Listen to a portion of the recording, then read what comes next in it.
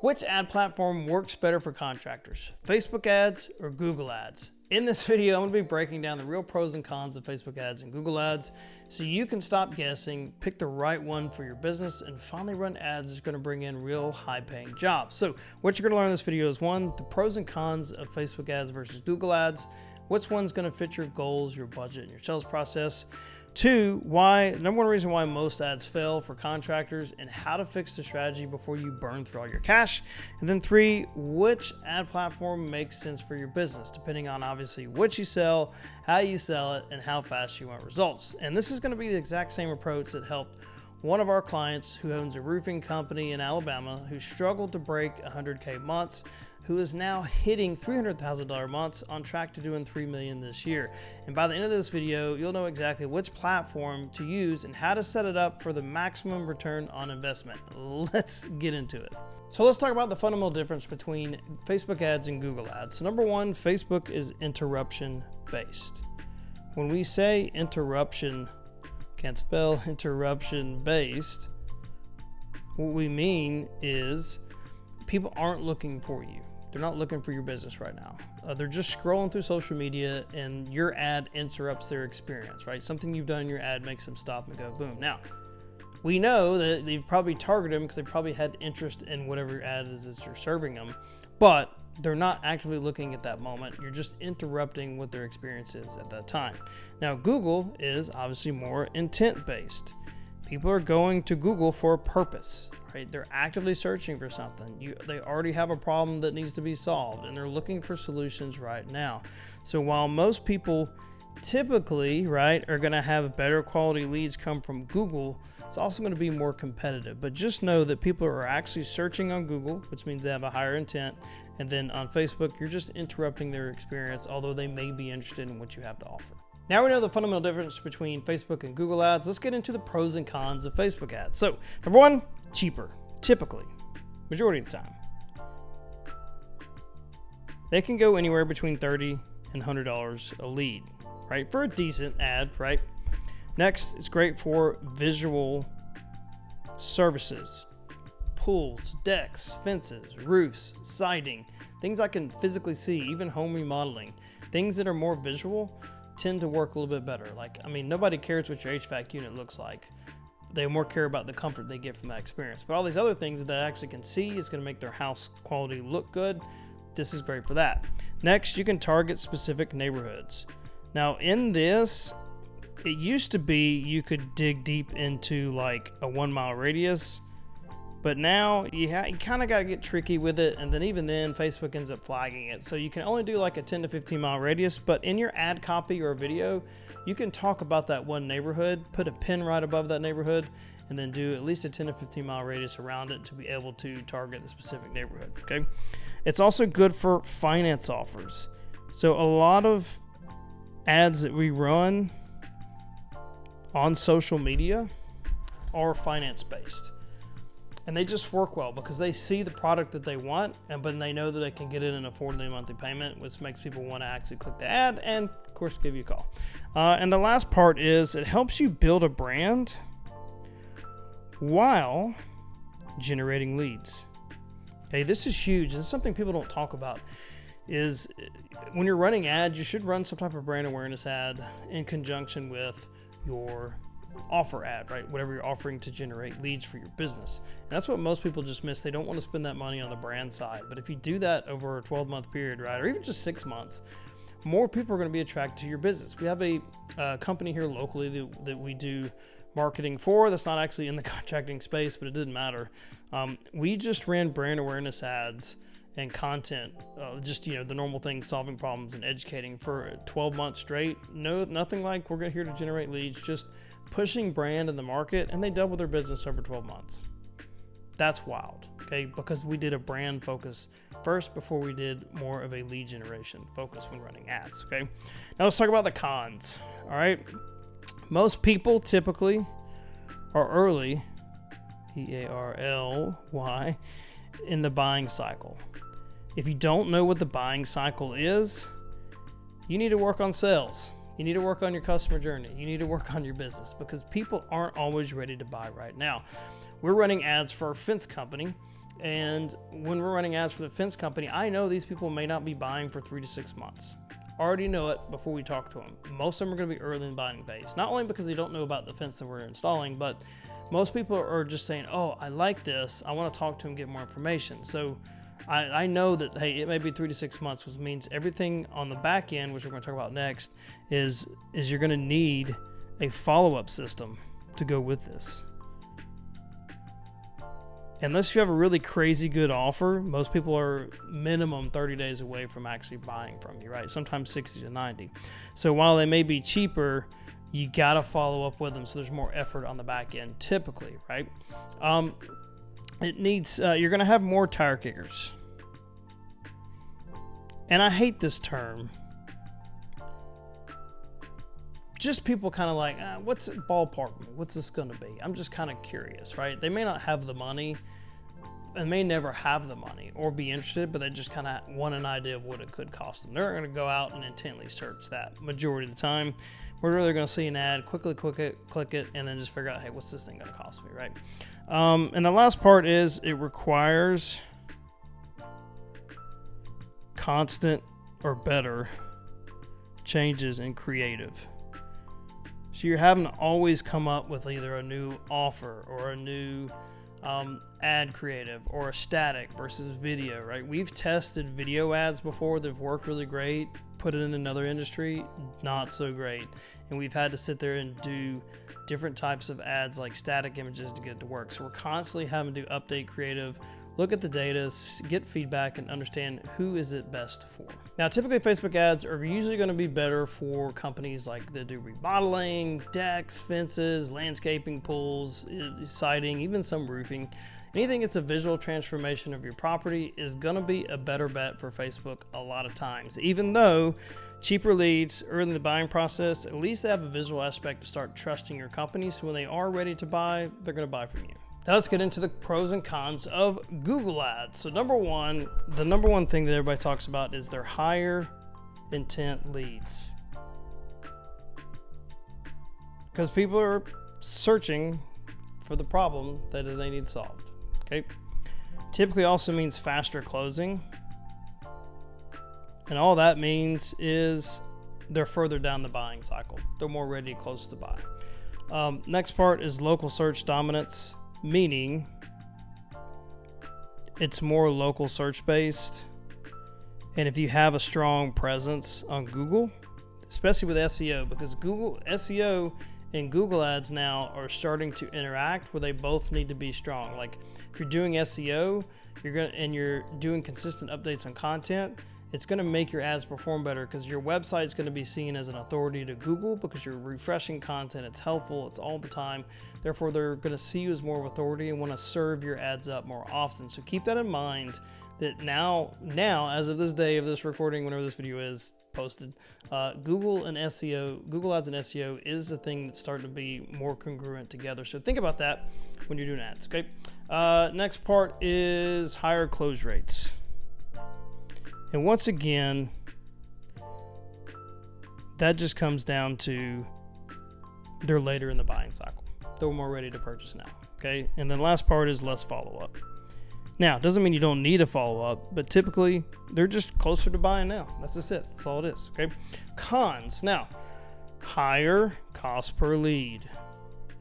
We're going to put CPL here, okay? Typically, you're going to be in the probably low-end 100 to 200 plus range per lead, okay? Not per book job or appointment, it's per lead that comes in the door. But if they're closing at a higher, let's say they close at 40% instead of 20, they're closing at a higher rate, and so your acquisition will typically go down there. Now, the next thing is it is more competitive. The reason being is because these people, all the positives is this is less work, higher intent, people ready to buy now, less time spending having to develop a relationship and longer sales cycle, right? All the pros here is what costs more money here, and people want more of this. That's why I still think like Facebook, and we'll get into this later, is very underutilized because while you may not get somebody ready to buy right now, but if you get the pipeline built up enough, you're gonna have a lot of people that were ready 60 days ago buying now, and then you're just continuously working for the next 60 days. So just keep that in mind, right? While this may be the way that some people want to start out, don't dish out on Facebook ads, and I'm too headed myself, but let's get into this part. More competitive, and then needs a strong website or landing page.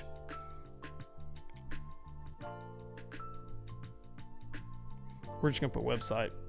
All right, here's the thing that most people forget about is I can have the best Google ad in the world and drive as much traffic, but if I get to the landing page or the website and it sucks and it's hard to get a hold of you and I can't find the information I need, or it just does, it looks bad, it's got a bad user experience, and once again, this goes with SEO and web design, all this stuff fits together, they're going to bounce off of it, and people are going to stop serving your ads, or it's going to cost more money to get people to actually give you a call.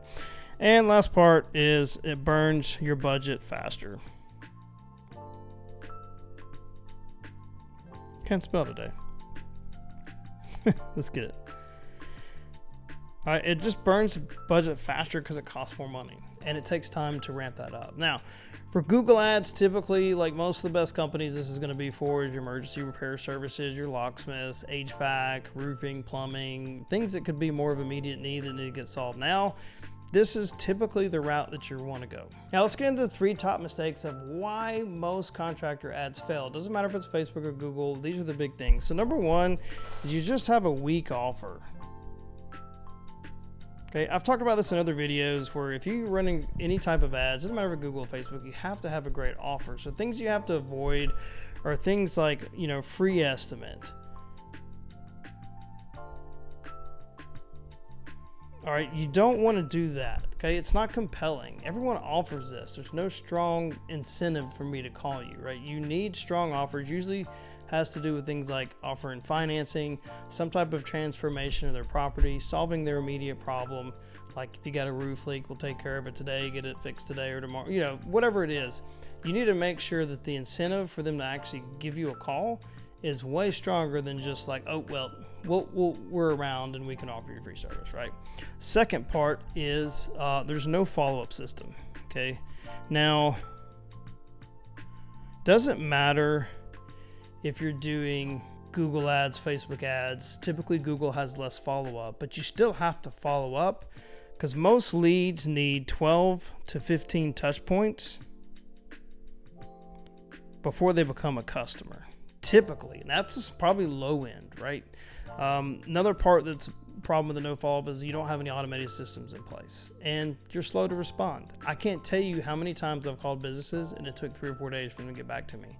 And I've already found somebody and the job been done because they just answer the phone quicker, right? Or somebody, if I had an immediate need, or another primary example, I had a tree service company that said, yeah, we'll come out and we'll do the job. They come out the next day, do an estimate. Then they said, we'll come out next week and do the job, but then they don't call and they don't show up and I don't hear from them. Another person comes by, knocks on my door and says, hey, we can do it tomorrow. How about tomorrow? Will that work? Great. And I called the other company back. They didn't even tell me they were delayed a week. So this new company came in, strong offer, strong incentive, even $50 to $100 cheaper to do the job. And they come out and took care of it the next day. All because even after I was sold with the other company, they didn't follow up, and that's a huge mistake you can make with your customers by not communicating even after, hey, you pretty much won the sale. And a third biggest mistake is you're focusing on the wrong metrics. Everybody wants to focus on cost per lead. How much does it cost to get a lead? And then they think the next lead I need more leads, right? More leads, pay for more leads. But the problem is they're not tracking the right numbers in their business to be able to know if their marketing is being effective or not. And what I mean by this is like, if you don't know what your close rate is, if you don't know, if you can't increase that number based on how many leads you have coming in and fix that, then it doesn't matter how many leads you have coming in, you're still going to lose money on your marketing. If you're not tracking your cost per job, what does it cost for a job? What does it cost? What do I make on profit? Is it worth X amount of dollars to acquire a customer, right? All these things play into factor in knowing your numbers and why people continue to fail with ads, because they just want more leads instead of focus on how can we make the ad better and convert more people without having to spend more money. And that is where they fail. So it comes down to it. Which platform is best for your business? Well, let's talk about in general, because number one, I think you need to use both platforms for for your business, period. You need to find people that are more high intent, and then strategically use social media to nurture those leads, to engage those leads, to get them to trust your brand so they'll choose your business. But that being said, let's get into which ones are better. Obviously, if you're a visual service, okay, you want to be on Facebook because you want people to visually see the transformation, okay? 2, you have follow-up systems. If you're very good at following up, you're very good at calling people, and you've got great softwares like Go High Level that will automate this process, it's great, okay? If you want brand awareness, once again, everybody should be focused on brand awareness all the time. Like I said, we have one company that we helped double their business in 12 months because we just did brand awareness, okay? If you offer financing or have big promotions, okay, financing or other promotions, and if you have a small budget, right, start with Facebook.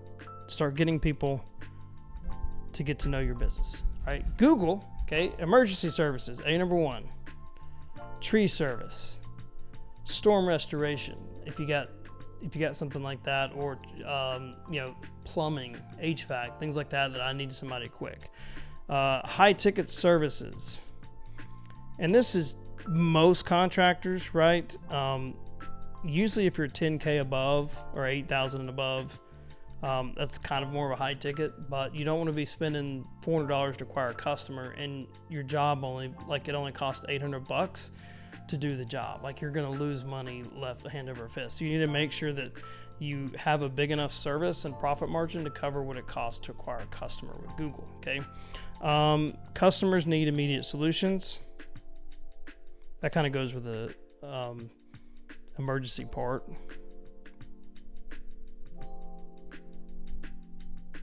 Okay, then a large budget. Now, typically, 2K minimum is what I would start with Google. I wouldn't go less than that. Anything less than that, you're not in the contracting space. Even if you go like 1,500, it's 150 per lead, you might get 10 leads that month. Is that going to help you grow your business compared to what you're already doing? Got to think about that, okay? Last thing, you need a strong website. And this goes, and once again, I'm going to emphasize this with search engine optimization, that this is huge here. This is a big thing that Google's making an emphasis on, your online presence now, and it doesn't have as much to do with ads, but when people find your business, if you don't have constantly updated, fresh content coming out on your website, if it's not helping people and you're just focused on getting the next customer, Google's going to catch on to that, and it's just going to cost more money to run Google ads, or you're not going to convert enough people if you don't have a website that's got a good, strong call to action, easy to contact you. It lets people know who you are, why you do what you do, what services you offer, and what location you're in. If it doesn't have all those things, then yes, you're going to end up burning through your budget on Google. Now, as I said before, and probably at the beginning of this video, you probably figured I would say one's better than the other, but honestly, you should use both strategically. Google is going to be more for your immediate needs, right? Try to find people that are looking for a solution now. It doesn't matter the industry, right? Start showing up for people that are looking for immediate now. Use your Facebook for brand awareness, okay? And then make sure that you're using, you're using both platforms to retarget each other. You're retargeting people on Google who have found you on Facebook, or vice versa. Use both platforms interchangeably and create a strategic marketing strategy that's going to help you keep showing up no matter if they're looking for your business or they have some idea that may need to they need your business to solve their problem down the road. And of course, that's something that we do at Presto Media. So there you have it. A complete breakdown of Facebook ads versus Google ads for contractors. Remember, obviously the platform is going to be dependent on the specific business, your follow-up systems, type of services you offer, and the most successful contractors that we work with aren't afraid to test both platforms to see which works best for their specific situation, right? So if you need help wanting to put all of this together at all, we got links below. You can reach out to one of us or one of my team members, book a call, and we'll be happy to help you out. Peace.